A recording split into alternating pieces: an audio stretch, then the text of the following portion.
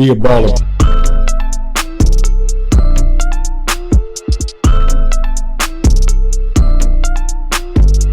Welcome to Be a Baller podcast, where we discuss how to build a lifelong legacy.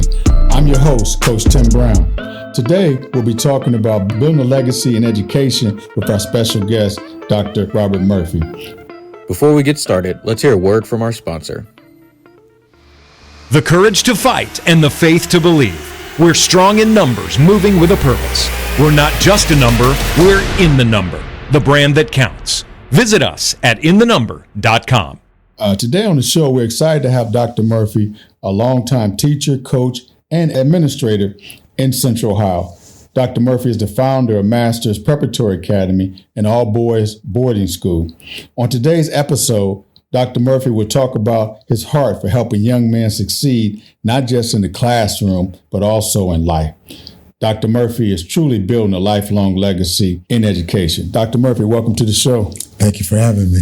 Yeah, this is, we've known each other for a while. A couple of years. Yeah, just a few years. So and I've had the pleasure of watching you. I remember I think your first leadership training was at Mohawk Middle School. Yep. When I was at Mohawk. Yep. I remember those good old days. Yes, sir. And then full circle, Brookhaven and all those, and just watching what you're doing now. Just excited about your commitment. Commitment to education and the young men. But here's a fun fact. You were an Ohio State football player under great coach Woody Hayes. Can you talk about that experience, life lessons you learned during that time?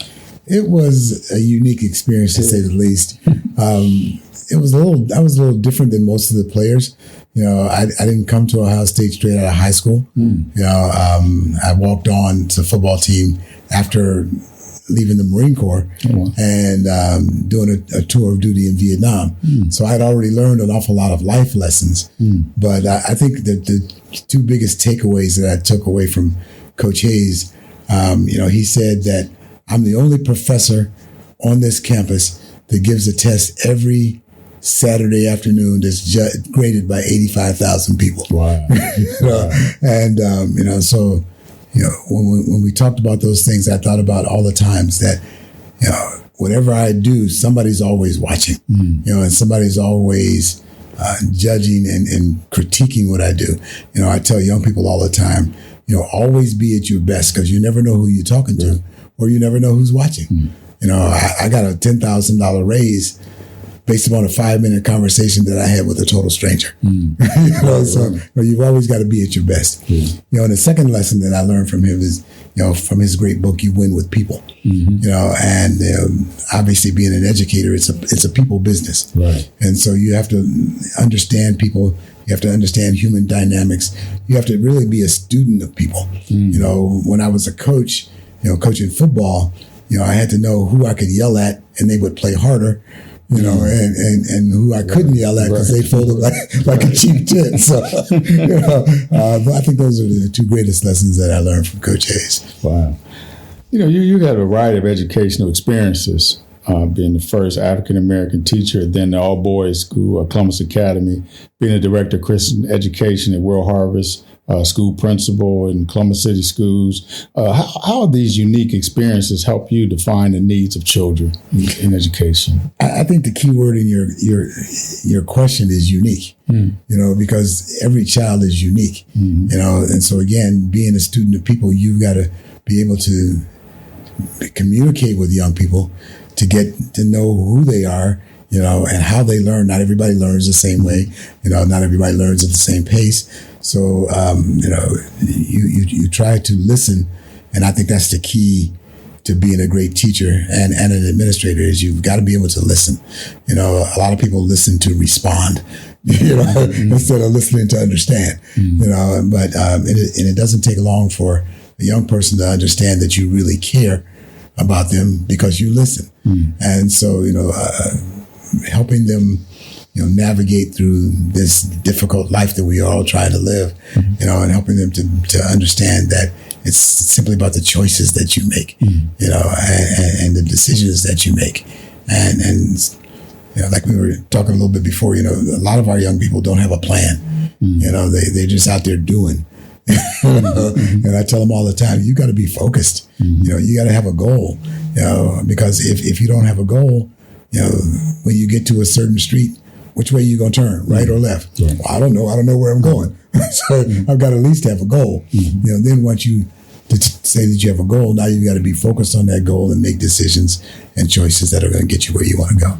Growing up, what helped you make those decisions and choices? What put you on that path? What's some experiences that got you? Well, I was raised by a single mom.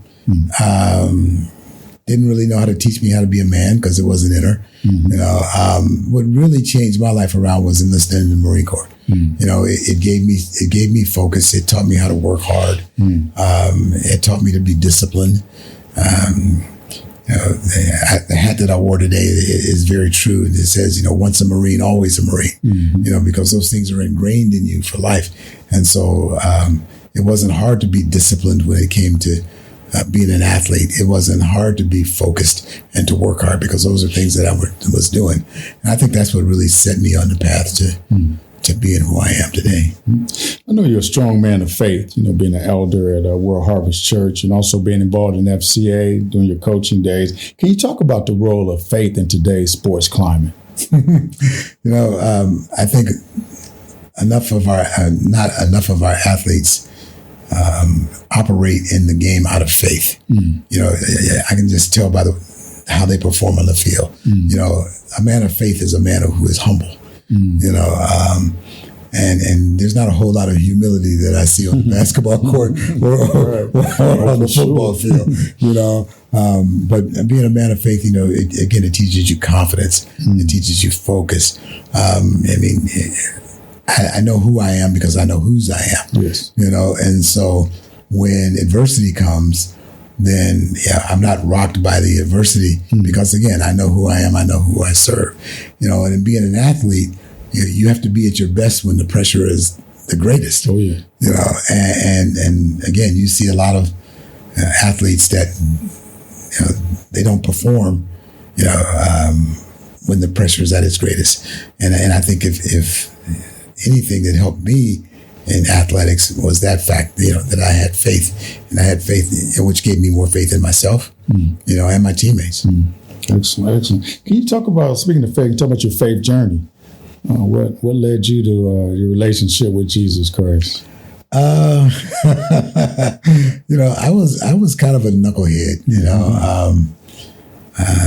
was raised in church, was raised in a Catholic church, but, went to Catholic high school for 12 years. And at the end of those 12 years, really didn't know what Jesus Christ was all about, and so again, after high school and going to the Marine Corps and going to the war and seeing, life and death happen every day, I said, wait a minute, there's a little bit more to this whole thing. But I think what really turned my life around faith-wise was the first time I got wounded.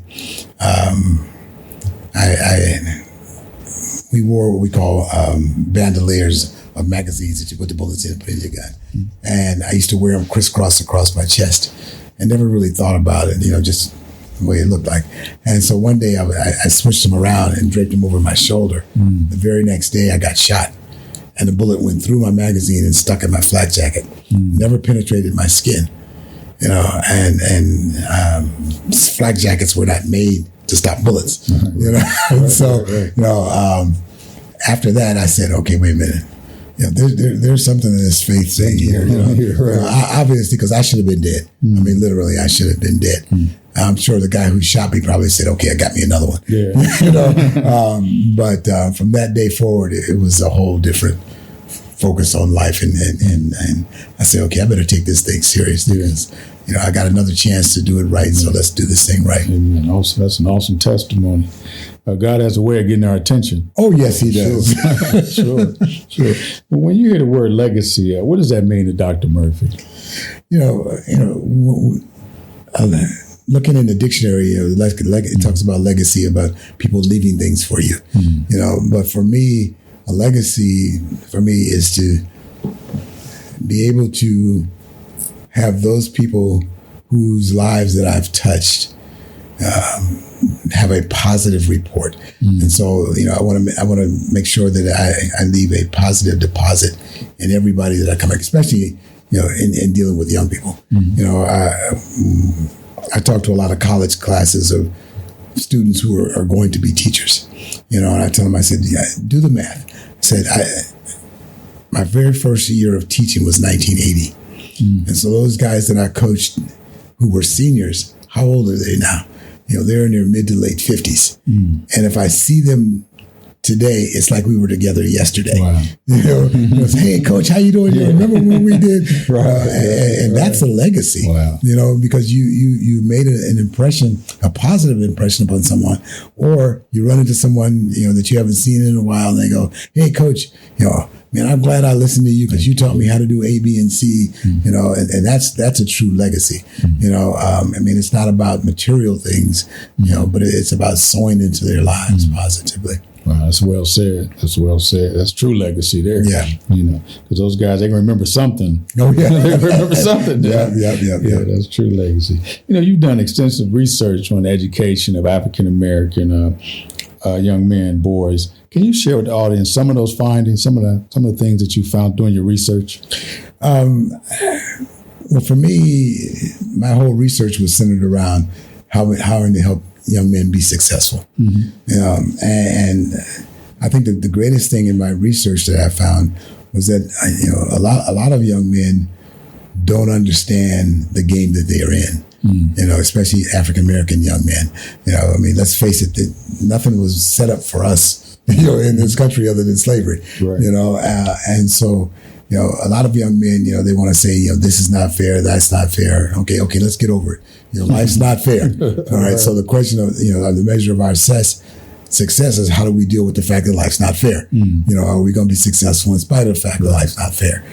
So, I've always tried to help them understand that, to be successful, you've got to first of all have a good character. You've got to be someone who people are drawn to, especially if you're talking about being a leader. And that's my whole research on, how do we develop young men into being leaders? So I tell them, you can't separate your leadership from your character. Leadership is a lifestyle. You don't flip it on and off like a light switch. Right. Like my mother told me when I was very young, whatever you do it well. And so I took that to heart. And so I try to do everything to the best of my ability. And I try to get young men to understand that, you have to do everything at the best of your ability. The old saying when I was a young man, my mother said, a black man has to be twice as good and work twice as hard. And nothing's changed. Nothing's changed today. So, I try to help them to understand, especially today, the impact of media. Because there's so many negative media portrayals about, black boys, and a lot of our young men buy into those stereotypes instead of transcending and overcoming those stereotypes. So, I think the most profound thing that I found in my research when I was asking a young man, I said, what's the greatest thing about being at an all boys school? And he said, it's real simple. There are no girls here. Right. He said, so nobody has to prove who the alpha male is. Exactly. So you don't have to put on airs. You don't have to try to show out, because they're not there. Right. So it's been helpful, and the whole thing for my research wasn't just because I wanted to have be called Dr. Murphy. It was about research on how that I can help boys be successful. That's good. Yeah, I was blessed to teach fifth grade boys 6 years at Sunshine Christian Academy, and I know exactly what you said. Nobody to compete against. It's just no girls in here. Right. And then we can do God things. Right. We had so much fun. Yeah. You don't have to do stupid stuff to impress the girls. Because if they're there, that's what you're going to do. That's it. So, yeah. Speaking of that, you're the visionary behind the Masters Preparatory Academy and all boys boarding school. What is your vision, and why the need for single gender boarding school? Yeah. Well, the vision of the school, again, it's all about leadership, about developing leaders, because we need leaders today. The boarding school piece is critical. So many of our young men live in negative environments, either negative neighborhoods or even sometimes negative homes, and I found that, over my 40 plus years of being an educator, the majority of the boys that I've worked with who have been unsuccessful weren't unsuccessful because they lacked the cognitive ability. It was all the social, emotional, mental health, neighborhood stuff that gets in the way. So if you put them in an environment where it mitigates a lot of those negative influences, then you optimize their chances of being successful. There's another thing that they get a whole lot of different mixed messages, and I want to put them in an environment where they hear a consistent message every single day. When I was doing my research, I asked some of the schools that I was interviewing in, I said, what is your greatest hurdle? And they all said Mondays. They said Monday is a lost day of instruction. Because they've been in the neighborhood all weekend, so it's like, okay, now let's get refocused on why we're here, why we do what we do. In the boarding school, Monday is not a lost day of instruction because I know what you did all weekend. Because I controlled your environment all weekend. So again, we can be some consistency, and that's what our young men need. They need consistency. They need to hear the same message every day, because a young man can hear a really great message and it kind of resonates. But then they go back into a negative environment and all of that's lost, or at least it's buried.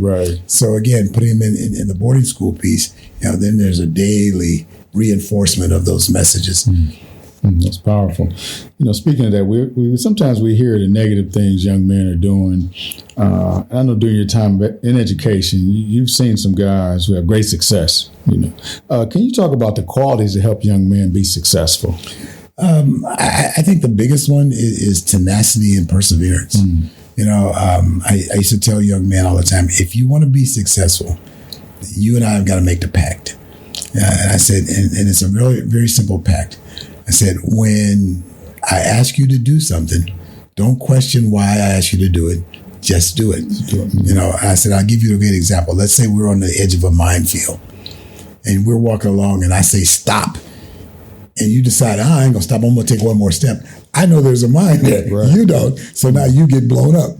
So if I ask you, you shouldn't do this or you shouldn't go there, you shouldn't go to that party or that basketball game because I know there's gonna be trouble there. And I'm going anyway. And then you come back and you say, oh man, I got in a fight.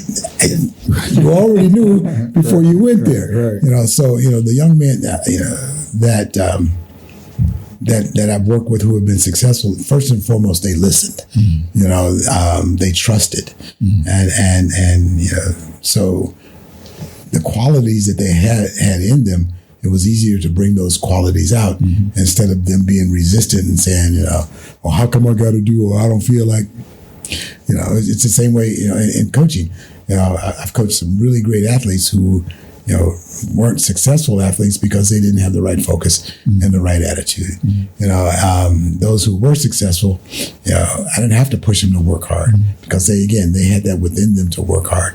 And so I try to tell my coaches when I was coaching, there are two things that you can't coach. You can't coach heart. You can't coach desire. That's a decision on the individual.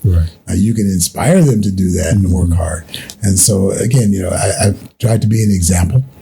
I tried to exhibit what I expected. If I'm telling a player, you got to be in shape, and I'm 90 pounds overweight. So again, it's really a complex issue though, because there are so many complex issues that our young men deal with.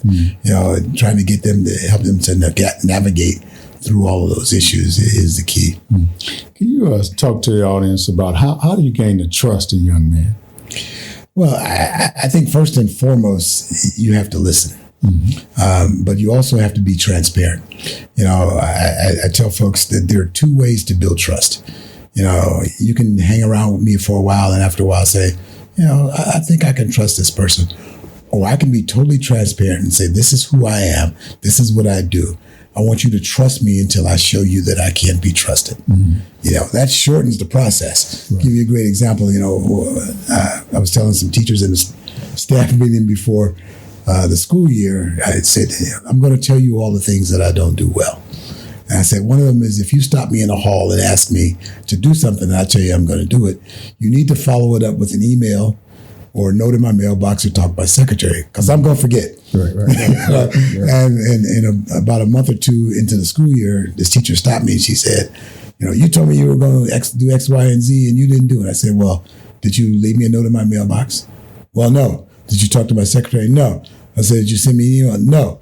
I said, didn't I tell you I was going to forget? She said, oh yeah, you did say that. I said, you thought I was lying? I know me. I know all of my weaknesses. If you want to know what I don't do well, ask me.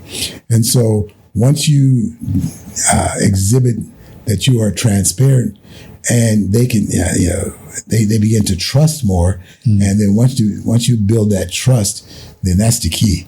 Because once a young man trusts you, then they're going to share, their important things in their life, their struggles and whatnot, and then you can help them with those things. That's good. That's a good word there. The courage to fight and the faith to believe. We're strong in numbers, moving with a purpose. We're not just a number, we're in the number, the brand that counts. Visit us at inthenumber.com. We have a lot of single mothers raising boys today. Can you give moms a word of encouragement? Yes, most definitely. First and foremost, I think mothers have to understand that they have to be encouragers of their sons, even if things are not going well for the mothers in their lives with men. You can't bash men to your son, because if you bash men to your son, then they're going to come up with a negative impression of who they are as men. So you've got to be very supportive. Don't give him everything that he wants, but give him everything that he needs. That's good. Encourage him to be involved in positive endeavors where there are a lot of men, like athletics. Put them in as many situations as they can be, so that they will see other positive men, and those men can sow into his life. Because the mother can be the best mother that she can be, but she can't teach a young man how to be a man, because that's not really in her. You can't give what you don't possess. Right. But she can be. She has to be supportive. That's the main thing. Even when we make knucklehead decisions, sometimes. My mother told me all the time. She got to a point where she would never tell me that I could not do something. She'd always say, Bob, I don't think that's a good idea. And if I went out and did it and got burnt, it didn't take me long to realize when she said that probably wasn't a good idea. Right. It probably wasn't a good idea. Right. So I'm not going to do that. Right. So again, be as positive as you can with him. Encourage him as much. But at the same time, be very disciplined with him. If he's wrong, let him know that he's wrong. There's an old saying that. That mothers raise their daughters and love their sons. It's nothing wrong with loving him, but you got to raise him too. Right. That's good. On the other side of that, can you issue a challenge to men why it's so important to get involved in the lives of young men? Just kind of the flip side of what I just said about mothers. There are so many young men out there who don't have a man in their life. And you can be that man that can make the difference in the life of a young man, because that journey from boy to man is a rough road, and it's kind of hard to navigate that road without some guidance, because you're falling in holes, you're falling in ditches, you're running into walls, you're learning the hard way, and sometimes young men are hard-headed and don't want to listen, even when a man tells them what's right. I tell my wife all the time, I laugh, I said, when I get to heaven, I've got to ask the Lord one question. Why did she make us, meaning males, experiential learners? Because you tell a young lady there's a hole there, and she says, okay, she'll go around. Right. You tell a boy there's a hole there, he's laying in the bottom of the hole going, hey, there's a hole here. Yeah, knucklehead, I tell you. Right. But even if you have your own son, or if you don't have a son, then sow in the life of someone else's son, because they need you. They need us in the worst way. And be a positive difference in a young man's life. Volunteer, find a way. Be a coach, be a mentor, be a support. I know you mentioned that you talk about your single mother. You talk about your mother a lot. Can you share with the audience that going through school, was there a teacher, a male teacher or coach or someone who jumps out at who kind of made that difference, kind of stood in that gap? Not really, not in high school. Again, the Marine Corps, that's the one. Was when that all changed. Okay. Yeah, but matter of fact, I'm 73 years old, so I went to high school in the late 50s, early 60s. Where racism was overt. And so there weren't a lot of teachers that I had who were positive role models for me. And but when I enlisted in the Marine Corps, the very first night of boot camp, my drill instructor made me a squad leader, and I'm going, I'm not a leader. Why did he choose me? Yeah. And I asked him that. We had a reunion about 15 years later, and I asked him. I said, I never thought I was a leader. I said, why did you choose me to be a squad leader? And he said, I don't know. He said, it was just something that I saw in you that I thought that you would be a good leader. And that kind of started the process for me. And so throughout my career, I've not sought out leadership, but I've always been chosen for leadership. Awesome. And so it wasn't. I mean, my mom and dad got divorced when I was 4. Dad was never around, so I knew who he was, but as far as who he really was, I never really knew. And so my forehead was a little sore from running in the walls, going, "Oop, no, I can't go that direction. Let me turn." So I learned a lot of things the hard way, as opposed to sitting down with a man and saying, "Look, let me tell you how to do this thing right." So again, I try to do that with young men. It says, let me help you here. Yes. And it's been pretty good. Oh, it's been great. I can tell you, it's been great. I know some of those young men, and I think sometimes that's what drives us. Yes. That we had to bump our heads so many times. Yes. We're trying to help these young men avoid those. Yeah. I remember listening to Bishop Jakes, and he said something that will live with me forever. And he said, in our desire to make things better for our children, we deprive them of the one thing that made us great, and that's the struggle. That's the struggle, yeah. And I get that, because you want your children to have things better, and not struggle the way you struggle. But it's that struggle who made us who we are. Definitely. And that's what young men have to understand. Yes. It's a struggle. Yes. There's definitely that. Definitely that. But it's worth it. Yes, it is. Go through on the definitely worth it. As we wrap up, first of all, thanks for the insightful interview. Lastly, can you tell the audience how they can support Masters Preparatory Academy and how to find out more information about to get involved? Okay. Well, our website is www.mastersprepohio.org. Go to the website and you can learn more about the program. If you want more information, just shoot me an email at info@mastersprepohio.org. If anybody wants to support financially, again, you go to the website, you just click on the donate button, and we will welcome all donations. But again, our focus is to be a game changer for young men. So any assistance you guys want to give, any support you want to give, be it human capital. We're always looking for volunteers to help in our committees and whatnot, and developing the school.